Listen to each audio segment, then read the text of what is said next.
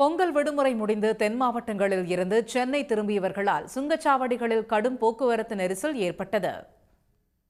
இந்த ஆண்டு பொங்கல் பண்டிகையை முன்னிட்டு கடந்த 14ஆம் தேதியிலிருந்து 18ஆம் தேதி வரை 5 நாட்கள் விடுமுறை விடப்பட்டிருந்தது. பண்டிகையை கொண்டாட சொந்த ஊர் சென்றவர்கள் நாளை வழக்கமான வேலை நாள் என்பதால் இன்று சென்னைக்கு புறப்பட்டு வர தொடங்கினர். இன்று பிற்பகலில் இருந்தே பேருந்துகள் மற்றும் சொந்த வாகனங்களில் ஏராளமானோர் சென்னை திரும்பியதால் திருச்சி சென்னை தேசிய நெடுஞ்சாலையில் போக்குவரத்து நெரிசல் ஏற்பட்டது. விக்கிரவாண்டி, உளுந்தூர்பேட்டை உள்ளிட்ட சுங்கச்சாவடிகளில் ஏராளமான வாகனங்கள் வரிசையில் காத்திருந்து கடந்து சென்றன.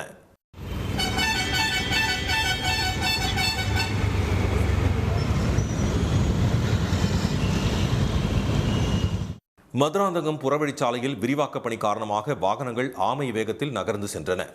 பரனூர், மதுராந்தகம் உள்ளிட்ட சுங்கச்சாவடிகளில் வாகனங்கள் விரைவாக செல்ல ஏற்பாடு செய்யப்பட்டிருந்த போதிலும் ஒரே நேரத்தில் நூற்றுக்கணக்கான வாகனங்கள் அணிவகுத்ததால் பல கிலோமீட்டர் தொலைவிற்கு காத்திருக்க நேரிட்டது.